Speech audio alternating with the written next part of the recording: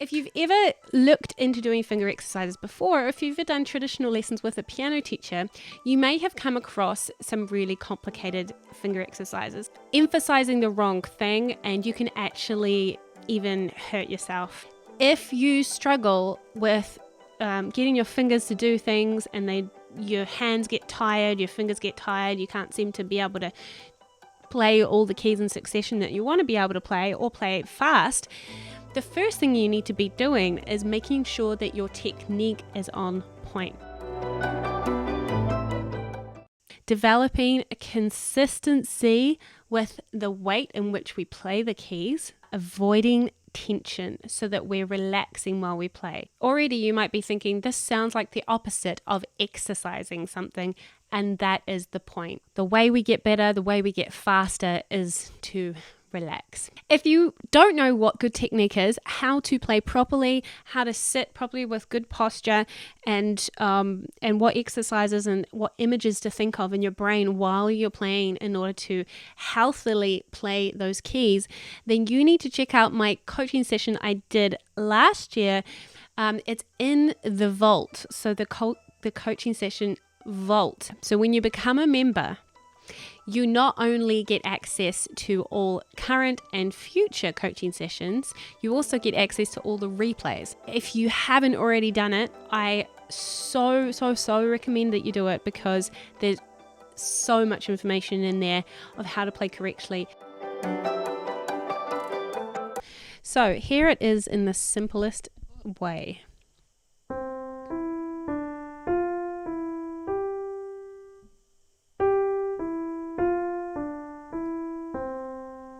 Okay, that sounds, if you've done difficult finger exercises in the past, you might be thinking, oh my gosh, what have we gotten to here? This is a bit easy. But once you actually start focusing on all the things you need to focus on, it quickly becomes quite a lot to think about.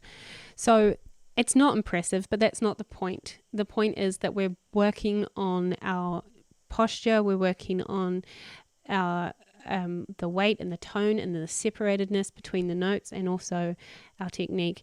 So that's the riff, and basically it's intervals of a third. So we're going, starting on C, we're going up a third to D, up a third, E, up a third, and then the same on the way down. Okay, so you notice when I played that, my ring finger, the forefinger here, played quite a bit louder than the other ones. Normally your 2, 3, and 4 will tend to play louder because those fingers are longer and it doesn't take them as long to get to the keys. The thumb and the pinky sort of have to do more work, right? So you got to watch out for those ones. Making sure that all your fingertips are on the keys at all times, but you're just moving the keys that you need, the fingers that you need at that time, making sure that those notes are all individual. We don't want to be doing this.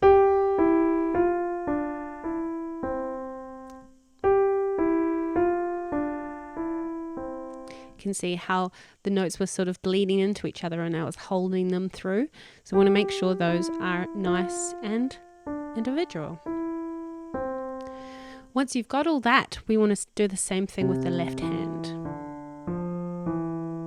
Remember, playing on the tips, even dynamics, and separated notes. Once you feel good about that, you're going to bring hands together.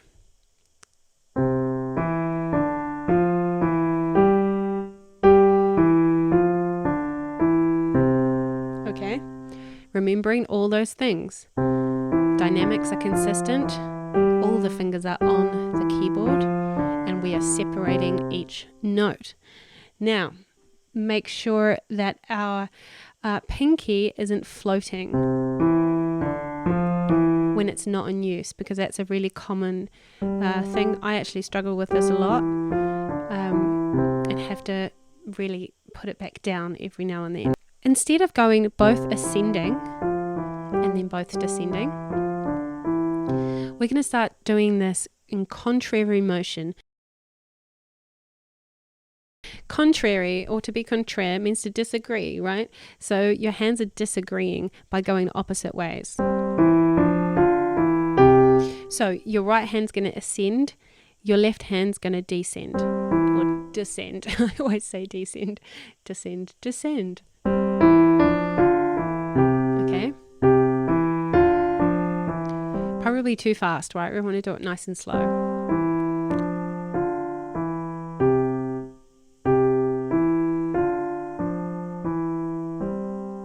Okay. Now, you can try that in different keys and all that sort of stuff, but I think that's beside the point. I mean, we can use this exercise as a way to become more familiar with keys if that's what you want to do, but we have scales and arpeggios for that sort of thing. I just like that this is quite basic, and you can just do it as a way to really lock in to those important things of your technique and your posture and your tone and your dynamics and separating the notes properly. So how we're going to make this harder is legato and staccato. We're going to, until now we've been doing it legato with all the notes separated but joined. This time we're going to do staccato.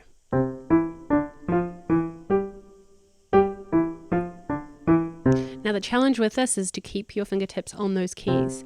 We tend to think staccato means to put a whole lot more movement and lift our fingers up after each note, which is totally unnecessary use of our energy. We want to conserve our energy. Remember, be lazy. So we're going to keep those fingers on and just play a light staccato, just enough to make that note happen. Both evenly as well. We don't want to be going, right? Now, here comes the kicker. Are you ready? We're going to do legato in one hand and staccato in the other. So, you can see that the first time I did that, I tripped up. Try it descending.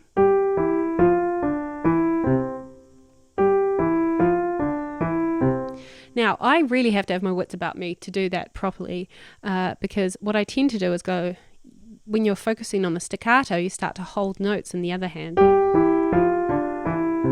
Okay, and we don't want that. We want to make sure it's legato, but also separated.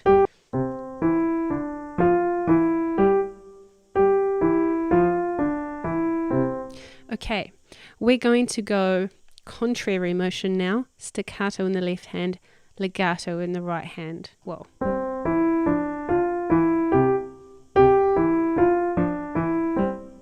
Okay, now we're going to swap and do staccato in the right hand, legato in the left hand.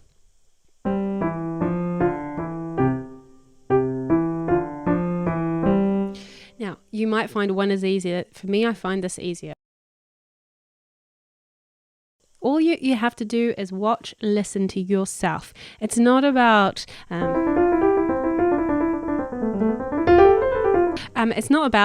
trying to do some crazy Hanon, blah, blah, blah, whatever, arpeggio, something fast to show off. It's not about that. Let's push away that idea that faster is better and actually think about the quality of what we're playing. That way you are practicing the technique, the posture, relaxing even when something's difficult, and the quality of what you're playing rather than the quantity. Now, this is just a taste of what we are covering in this month's coaching session. If you thought what we did today was great, oh my gosh, there is so much more coming for you.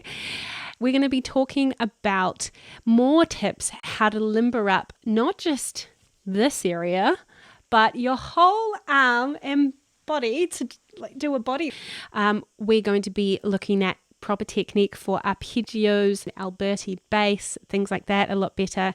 We're going to talk a bit about releasing, the importance of releasing so that you're not always tense at all times while you're playing, and also a little bit on specifically finger and hand independence as well. So all of those things that we're going to be covering in this awesome coaching session coming up at the end of the month. It's called Tricky fingers. So it's more of what we did today, but going even further and digging really deep. If you want to read more about this coaching that's coming up at the end of the week, just up there, pianopitner.com/coaching.